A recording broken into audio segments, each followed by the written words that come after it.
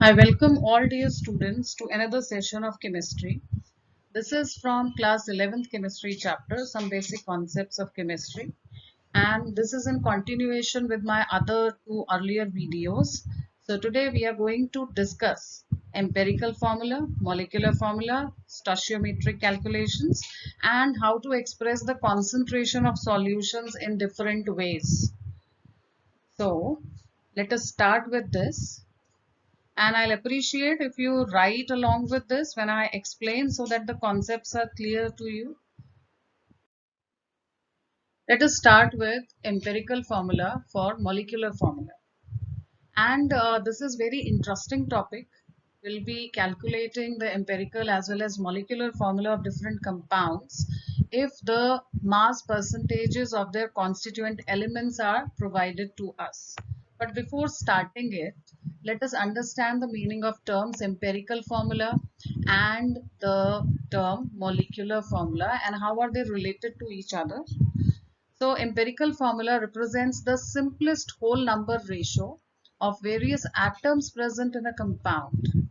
That means if I talk about, say I talk about glucose, the formula of glucose is, as we write it, C6H12O6. This formula we all know. Now if you see the ratio of these constituent elements here, that is carbon, hydrogen and oxygen, the ratio is 6 is to 12 is to 6. And the simplest whole number ratio, that would be, if I divide all of them by a common number, that is 6, 1 is to 2 is to 1. So if I want to write empirical formula for this compound, that is glucose, it would be CH2O. How did we get it?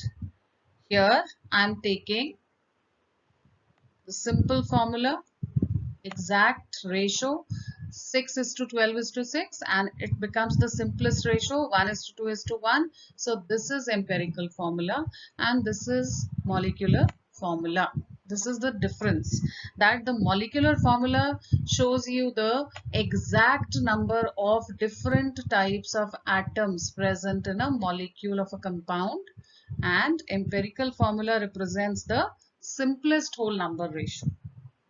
Now, percentage composition will be provided to us and how to use that. Before going there, let us just recapitulate quickly what is this percentage composition of a compound. I have taken this example. We have done it earlier. The molar mass of water we all know is 18 grams, and to be precise 18.02 grams. Mass percentage when I calculate for its constituent elements, that is hydrogen and oxygen.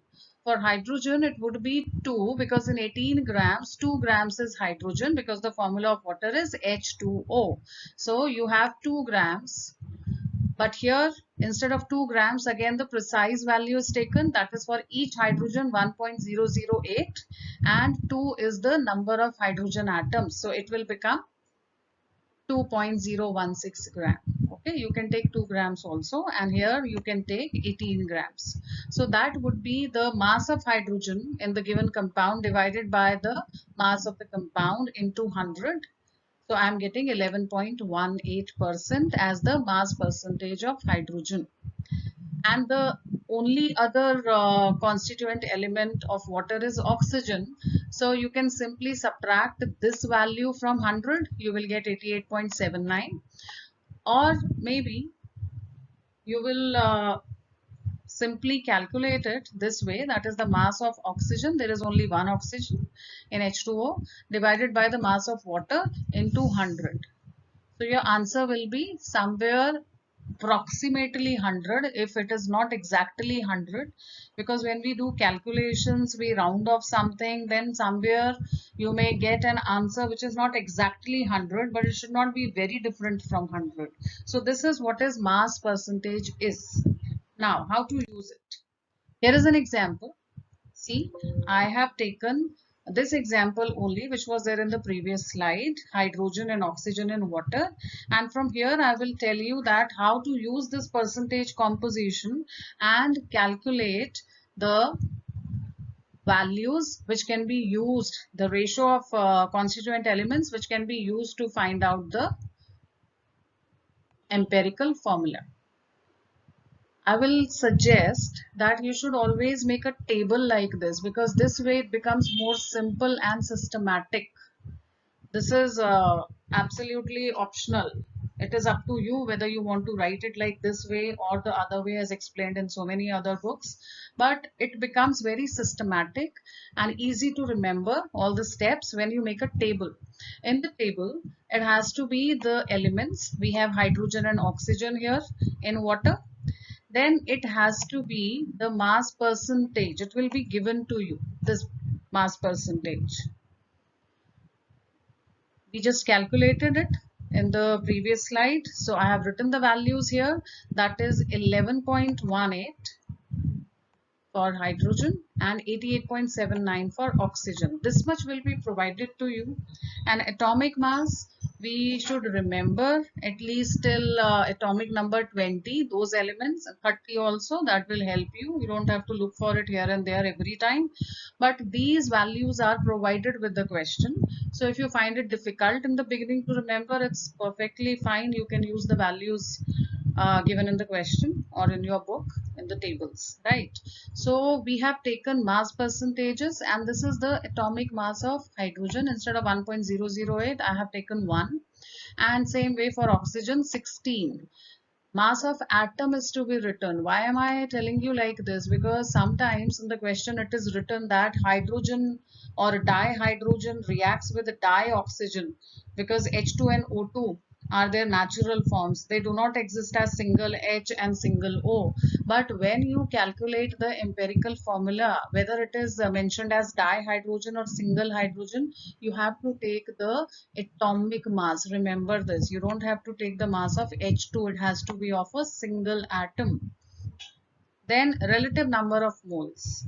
Relative number of moles would be, you have to divide the mass percentage, that is the mass of hydrogen, in 100 grams. If you are taking 100 grams of the sample, suppose, so this is the value that you got, and you have to divide it by the atomic mass. So basically, second column value to be divided by the third column value. Why are we doing it? Because we are considering the mass of the whole compound as 100 grams, because this is percentage, right? And out of those 100 grams, 11.18 grams is hydrogen and the remaining is this oxygen. So how do I calculate the number of moles of anything? It is given mass upon molar mass. I mean mass of 1 mole. Atomic mass we are considering here. So this is the mass of 1 mole of hydrogen atoms. 1 gram you can take it. If you are taking grams here, this would also be gram. Only then you can get the ratio. And here also given mass, that is 88.79 upon 16 molar mass. Right. That will give you, please don't get confused between the term molar mass and atomic mass. I just want to say that if I'm taking 16 grams, that means the mass of 1 mole of oxygen atoms. Okay. And when you divide it, you will get a number here. Then divide the, out of the two, whichever is the smaller number, divide both the numbers by that smaller number. That is how you get the simple ratio and the simplest whole number ratio. I'll show you in the next. So after getting these values 2.01, that is 2, and 1, we can simply say that the ratio of hydrogen and oxygen in these cases is 2:1. So the formula becomes H. We all know it now. I hope you got it, how to calculate this. H2O. Why are we calling it empirical formula? This is the exact formula, because the simplest ratio here is 2:1. So in such compounds where you don't have any scope of getting the further simplest ratio, that means the empirical and molecular formula will be same. Let us see more examples. This is problem 1.2 from NCERT, solved example. In this example, a compound containing hydrogen, carbon and chlorine has been given. Their respective percentages are given here. And apart from that, the additional information is the molar mass of the compound, that is 98.96 grams. If this value is given to me in the question, apart from the percentages of constituent elements, only then I can calculate molecular formula. So in the question, it's a requirement that we have to find out empirical as well as molecular formula. So let us understand them. Same way you have to make the table. So please make the table.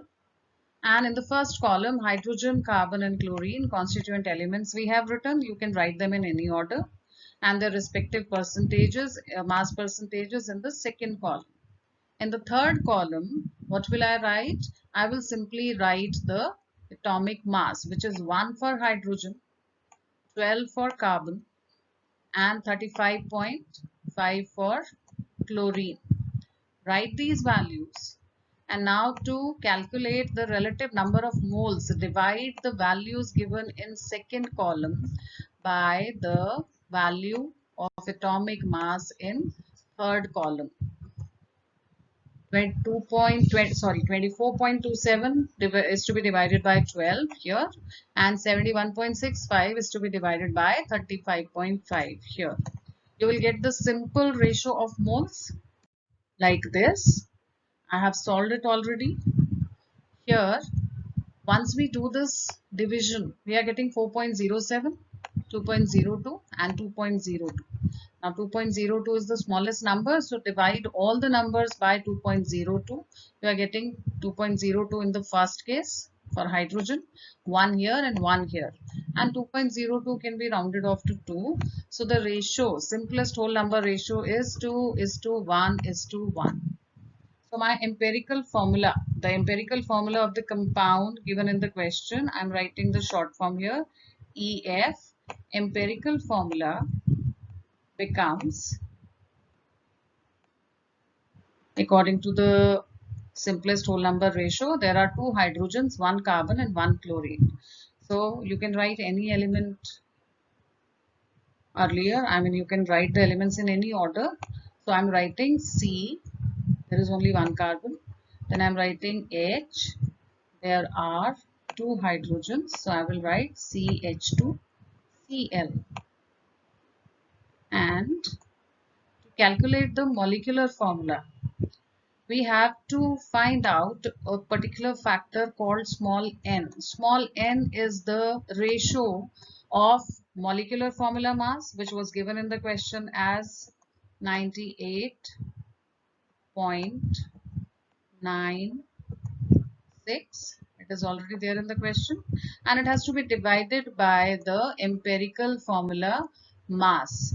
Here the empirical formula is CH2Cl. We have already calculated it here.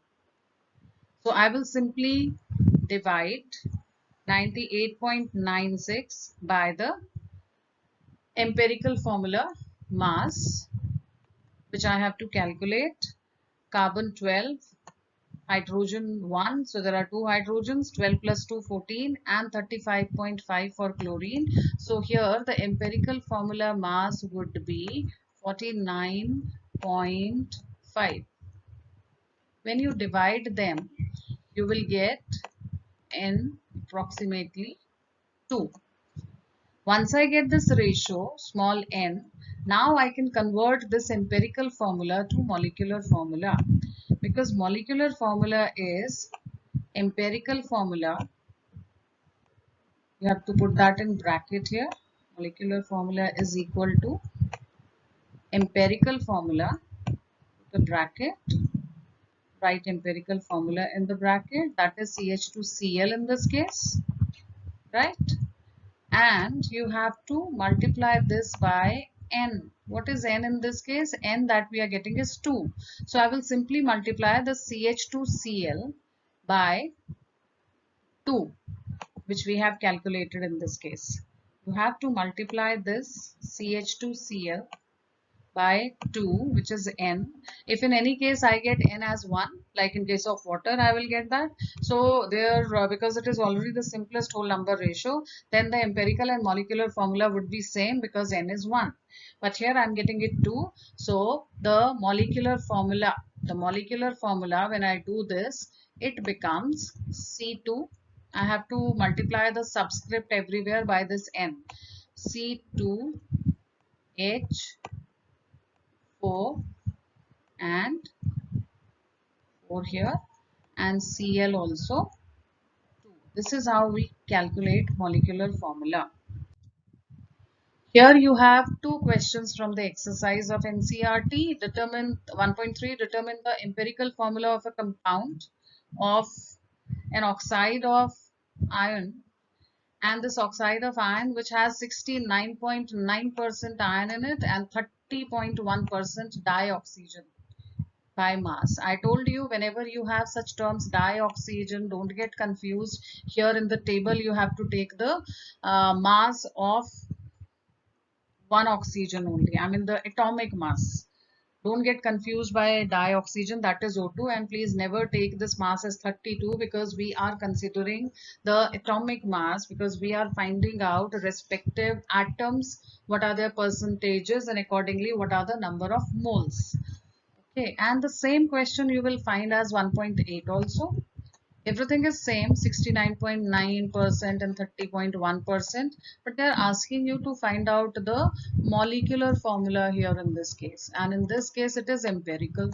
Now unless they provide me the molar mass of the compound, I cannot find out the molecular formula. Now by chance in this case molecular and empirical are exactly same, so let us solve this. Same way you have to make a table, write constituent elements and oxygen, write their percentages and their atomic mass 56 and 16 respectively. Now here you have to simply divide this 69.9 by 56. Here you have to divide 30.1 by 16. When you solve it, you will be getting 1.248 in this case, and you will be getting 1.881. See, they have not rounded it off because otherwise there are chances of getting the wrong answer. So you should keep them like this only. And then you find the simplest whole number ratio, divide both these numbers by the smaller number, and that is 1.248. So you will get 1 here, and here you are getting 1.5. Now this 1 and 1.5 I cannot use in the formula as it is because 1.5 is a fractional number. So think of the simplest, smallest number which can convert these values to whole number, and that would be 2. There are other numbers also, but we start with the smallest number. So the smallest is 2. If I multiply this by 2, I will be getting 2 here. And if I multiply this by 2, I will be getting 3 here. So the formula becomes Fe2O3. Simple formula. If they give you the molar mass, the value of N that you calculate, you have to show it that way. That will also come out to be 1. So you can say empirical and molecular formula are same. This compound is named as ferric oxide. Now the next topic, another interesting topic from the chapter, and which is the basic thing for chemistry, is stoichiometry and stoichiometric calculations. Before starting, we have to understand what is the meaning of the term stoichiometry. It is derived from Greek words, that is stoichion meaning element and metron means measure. So when we use equations, chemical reactions, if we are considering, in them we have to see that how many grams or moles of a particular compound or element are reacting with how many moles of the other compound, and how much product is formed. All those calculations which are based on balanced chemical equations, that is the prerequisite. You have to balance the equation, only then you can do the proper calculations, otherwise everything would be wrong. So the basic thing is balanced chemical equation, stoichiometric equations, and it deals with the calculations of masses, sometimes volume also, because at a fixed condition of temperature and pressure, volume and masses have a direct relationship. We say that 1 mole of any gas has 22.4 liters volume at STP. It's like that. Of reactants and products which are involved in a chemical equation, this equation has to be a balanced one. Let us take a simple example. Methane undergoing combustion. Methane undergoing combustion and producing carbon dioxide and water. First, you have to check the equation needs to be balanced, properly balanced, and we can see that yes, equation has proper coefficients, it is balanced. Now, using this equation, I can read this equation in different manners. I can read the information given to me in different manners. And if I do that correctly, only then I can explain it properly. That is, 1 mole of methane, I can read in terms of mole. 1 mole of methane in the upper equation reacts with 2 moles of O2 and it gives 1 mole of carbon dioxide and 2 moles of water. Another way is in terms of molecules. You say that 1 molecule instead of mole of methane is reacting with 2 molecules of oxygen and producing 1 molecule of CO2 and 2 molecules of water. Third way can be, as I told you, it can be in terms of volume also, 22.7 liters, 22.4 liters, depending upon the exact units of temperature and pressure that you are considering in a particular question at STP. That is 22.7 liters of methane reacts with 45.4 liters because it is 2 moles. So you multiply this 22.7 by 2. So this volume is double of the volume of methane. It gives 22.7 liters of CO2 and double of that water. And you can read the equation in terms of masses also, like 16 gram of methane, because that is 1 mole, reacts with 2 into 32. Why that? Because I have 2 moles of oxygen. So I write it this way, or I simply write 64 grams of oxygen to give 44 grams of CO2 and 36 grams of water. So if I know exactly how to read the same equation, first of all, how to balance the proper equation properly, and then how to read it in different ways in terms of moles, molecules, atoms, ions, mass, volume, etc. Only then I can do the stoichiometric calculations properly. Let us solve these questions, simple ones. The first thing before solving, stoichiometric equations and doing the calculations based on them is to find out limiting reagent. The reactant which gets consumed first, that means the reactant which finishes first, that limits the amount of product formed. For example, here you can see there is 1 mole of methane and 2 moles of oxygen in the balanced equation. Now suppose in a question it is given to me that you have 1 mole of methane but you have 10 moles of oxygen with you. Is it going to help me to make more product? No. If I have just 1 mole, I'll just show you. If you have just 1 mole of this, right, but you have 10 moles of oxygen. Why these 10 moles cannot help me? Because according to balanced chemical equation, 1 mole of methane requires only 2 moles of oxygen gas. So if you have these 10 moles, the 10 moles out of 10 moles, only 2 moles will be used and 8 moles will be extra. So what is finishing first? Methane. If methane finishes, it is totally consumed in the process. It has reacted completely. Then the process will stop because one of the reactants is not available anymore. So these 10 moles or 100 moles or 1000 moles are not going to help me. So here in this case, methane is the limiting reagent. So the first task is you have to find out the limiting reagent in every case. And then according to the limiting reagent, you find out the quantity of product formed. Let us solve this question. 1.3. Calculate the amount of water produced by combustion of 16 grams of methane.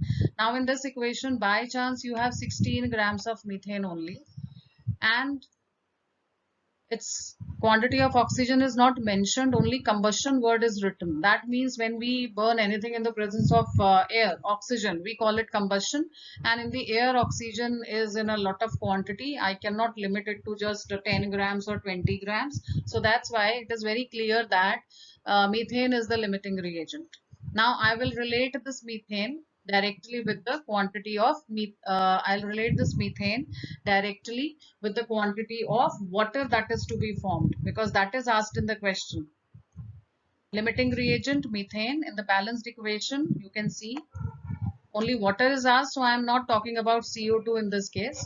So you can say that 1 mole of methane, that is 16 gram, which is given in the question also here, produces 2 moles of water. So 2 moles of water would be 36 gram. So 36 gram is your answer. You can write this in a simple way.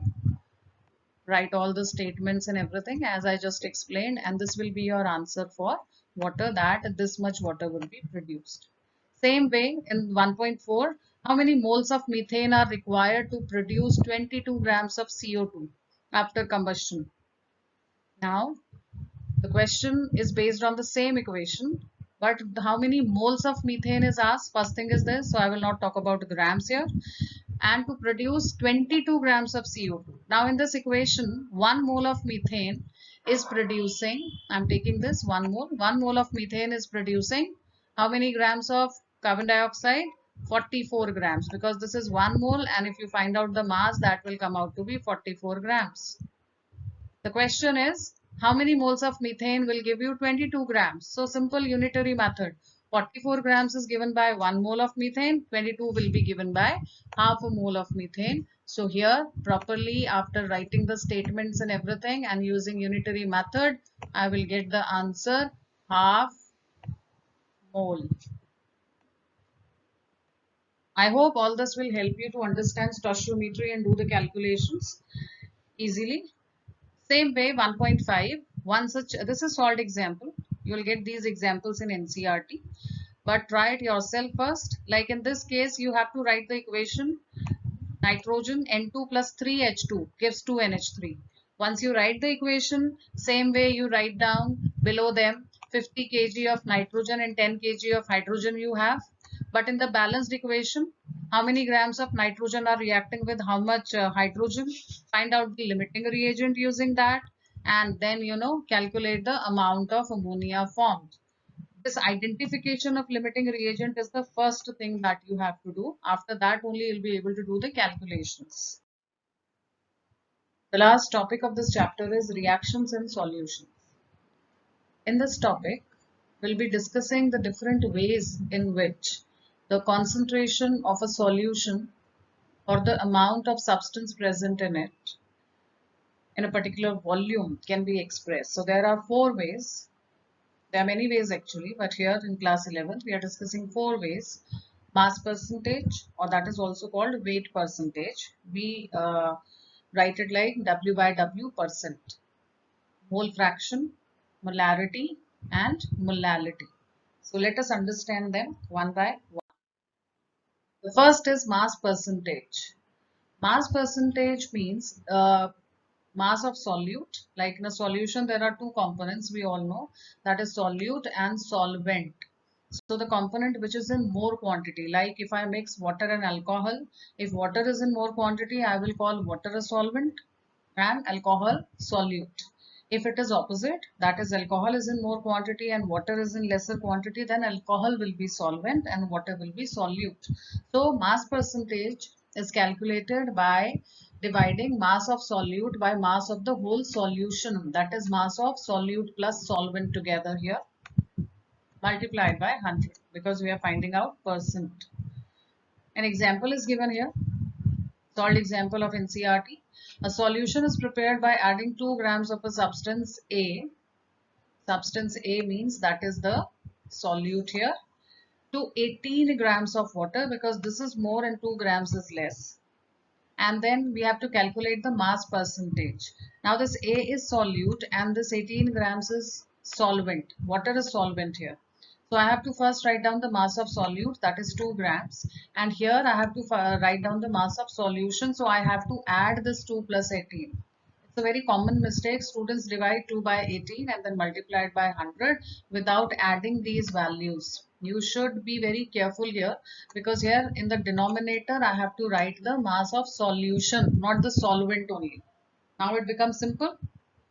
2 by 20 into 100. So my answer is 10% is the mass percentage of this particular solution.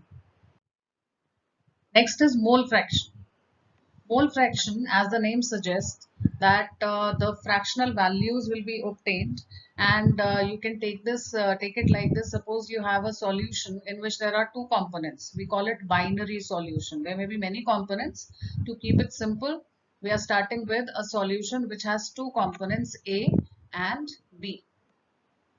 And the number of their moles are Na and Nb respectively. For A it is Na and for B it is Nb. These are the number of moles. Now if I have to find out the mole fraction of A and B for these two components out of the total number of moles, it's very simple. I'll simply divide number of moles of A by the total number of moles, that would be Na plus Nb, and here I will divide the number of moles of B by total number of moles. Simple. Suppose I have this Na, I have suppose 6 moles of A and I have 4 moles of B in a particular question. The total becomes 10. So for the one which has 6 moles, it will be divided by 10. So I get 0.6 as the mole fraction of this component. And for the other component which has 4 moles in the solution, I will divide that 4 by 10. It becomes 0.4. This will be a fractional number, and the sum of mole fractions is always 1. That is also very important information. Like if you add this Na in the expression here that we have done, Na divided by total number of moles plus Nb divided by total number of moles. When you add them, the numerator and denominator will be exactly same. So you will get 1. So you may note down this thing that the whatever number of components are there in a solution, the sum of mole fractions is always 1. Next, very important and interesting is molarity, another way of expressing the concentration of the solution. The symbol for molarity is capital M, and it is defined as the number of moles of the solute in 1 liter of the solution, that is per liter of the solution. Suppose somebody says that you have 10 moles of the solute in 10 liters of the solution. So the molarity would be 1. That means 10 moles divided by 10 liters. So 1 liter will be having 1 mole in it. So molarity can be written as, the formula is number of moles of solute divided by volume of solution in liters. An example, again the solved example from your book. Calculate the molarity of NaOH in the solution prepared by dissolving 4 grams.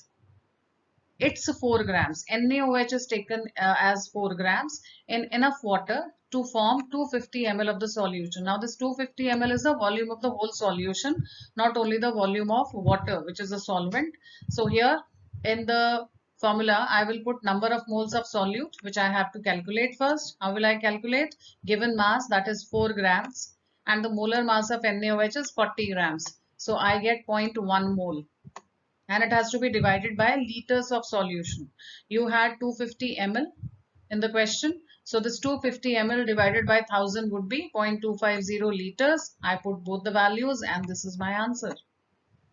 And a very important information is that this molarity, this way of expressing the concentration of the solution, depends upon temperature. Why? Because the formula involves volume, and you know volume changes with temperature.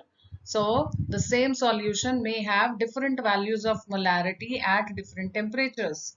You can say this is temperature dependent. The next one, molality is preferred always. Why? Because it is not depending on temperature. The difference in the formula is, if you differentiate it from molarity, number of moles of solute divided by mass of solvent in kilograms. Now mass does not change with the temperature. That is why molality remains same at all temperatures, and this is the preferred way. If we compare molarity and molality, then molality, this one that we are discussing now, which has the symbol small m, this is preferred to express the concentration of solutions. Calculate, I'm discussing this question. Calculate the molality of 2.5 grams of ethanoic acid, this is the solute, in 75 grams of benzene. So first I have to convert this 2.5 grams to the moles of ethanoic acid, that will be given mass upon molar mass that has been calculated here as we simply do for any formula. 60 grams is the mass, molar mass I'm getting here. This will give me the number of moles. And mass of benzene in kilograms. It is given in grams as 75 grams. So I'll divide it by 1000. My answer would be this. You may not solve this here in this step as 0.0417 because sometimes if you put the value as it is in the formula, it is easy to calculate. That is absolutely your choice. That is up to you. And when you put these values here and do the calculation without using any calculator, that I always suggest, then the answer would be 0.556 moles per kg. Why without any calculator? So that you become very fast in calculations in every exam. In some of the exams, calculators are allowed, but not everywhere. So don't make this your habit.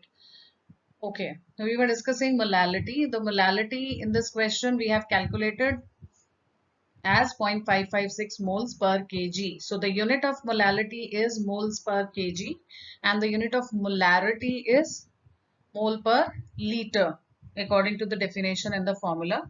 You can simply give the units and that should always be given. Don't just leave the number like that in your answer. Always keep unit if the number is not unitless. For mole fraction there are no units because that is a fraction of moles. Okay, so that is a number only. And for percentage also, you just write the symbol of percent after your answer. Be very careful about all these things.